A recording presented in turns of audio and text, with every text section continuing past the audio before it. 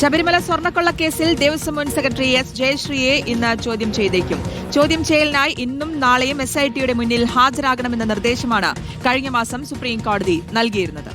എന്നാൽ ജയശ്രീ ഹാജരാകുമോ ഇല്ലയോ എന്നതിൽ വ്യക്തതയില്ല. ഹാജരായാൽ ചോദ്യം ചെയ്ത ശേഷം അറസ്റ്റ് രേഖപ്പെടുത്താതെ വിട്ടയക്കണമെന്നാണ് കോടതി നിർദ്ദേശം. അതേസമയം വിജയ് മല്യയുടെ UB ഗ്രൂപ്പ് സ്വർണം പൊതിഞ്ഞ ശബരിമലയിലെ ഉരുപ്പടികളുടെ പരിശോധനാ ഫലം ഇന്നോ നാളെയോ ലഭിച്ചേക്കും. തിരുവിതാംകൂർ ദേവസ്വം ബോർഡ് മുൻ പ്രസിഡന്റ് A പത്മകുമാർ, സ്വർണ്ണ വ്യാപാരി നാഗഗോവർദ്ധൻ എന്നിവരുടെ ജാമ്യാപേക്ഷ ഹൈക്കോടതി ഇന്ന് പരിഗണിക്കും.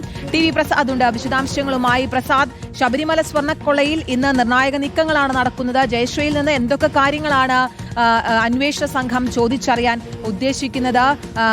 ഇന്ന് നടക്കുന്ന മറ്റു നടപടിക്രമങ്ങളുടെ വിശദാംശങ്ങൾ എന്തൊക്കെയാണ്?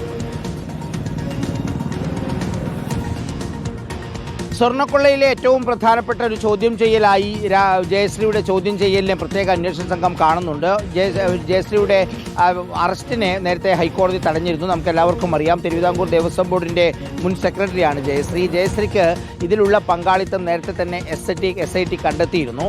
മറ്റുള്ളവർക്കുള്ള പങ്കാളിത്തവും ഏത് തരത്തിലാണ് അതെല്ലാം നടപ്പിലാക്കിയത് എന്നുള്ള കാര്യങ്ങളെല്ലാം ജയശ്രീയിൽ നിന്ന് അറിയാൻ കഴിയും എന്നാണ് പ്രത്യേക അന്വേഷണ സംഘത്തിൻ്റെ പ്രതീക്ഷ. ഇന്നും നാളെയുമായാണ് ഹാജരാകാൻ വേണ്ടി നോട്ടീസ് കൊടുത്തത്.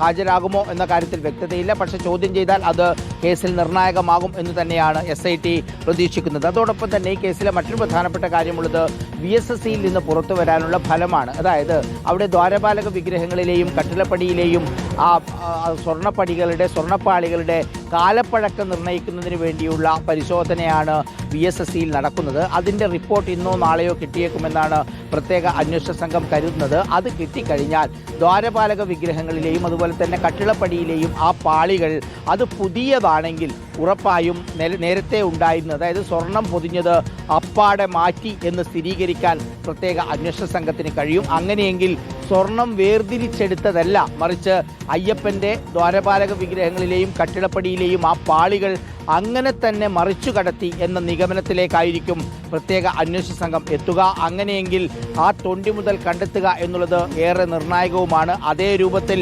എവിടേക്കാണ് കടത്തിയത് എന്നത് സംബന്ധിച്ചുള്ള വ്യക്തത അത് പ്രത്യേക അന്വേഷണ സംഘത്തിന് വരേണ്ടതുണ്ട്. കാലപ്പഴക്കം ഇല്ല എന്നുള്ളതാണ് നേരത്തെ തിരുവാഭരണം കമ്മീഷണർ ഉൾപ്പെടെ ഉള്ളവർ കൊടുത്ത മൊഴി. അതിൻ്റെ അടിസ്ഥാനത്തിലാണ് അന്വേഷണം ഇപ്പോൾ മുന്നോട്ട് പോവുകയും ചെയ്യുന്നത്. അവിടെ നിന്ന് മോൾഡ് എടുത്ത് അതിന് കണക്കായ രൂപമുണ്ടാക്കി നേരത്തെ സ്വർണം പൊതിഞ്ഞതുൾപ്പെടെയുള്ള രൂപം അപ്പാടെ മറിച്ചു വിറ്റോ എന്നറിയണമെങ്കിൽ ഇന്നത്തെ ഈ റിസൾട്ട് നിർണായകമാണ്. അത് ഇന്നോ നാളെയോ ആയിട്ട് കിട്ടുമെന്നാണ് പ്രത്യേക അന്വേഷണ സംഘം പ്രതീക്ഷിക്കുന്നത്. അതോടൊപ്പം തന്നെ ഹൈക്കോടതിയെ സമീപിച്ചിരിക്കുകയാണ് മുൻ ദേവസ്വം ബോർഡ് പ്രസിഡന്റ് A പത്മകുമാറും ഒപ്പം റോഥം ജ്വല്ലറി ഉടമ ഗോവർദ്ധനും. തങ്ങൾക്ക് പങ്കില്ല എന്ന് രണ്ടുപേരും ആവർത്തിക്കുമ്പോഴും അവർക്കുള്ള നിർണായക പങ്കുകൾ ഉൾപ്പെടെയുള്ള എല്ലാ വിവരങ്ങളും ഹൈക്കോടതിക്ക് ഇതിനകം തന്നെ പ്രത്യേക അന്വേഷണ സംഘം റിപ്പോർട്ടായി നൽകിയിട്ടുമുണ്ട്.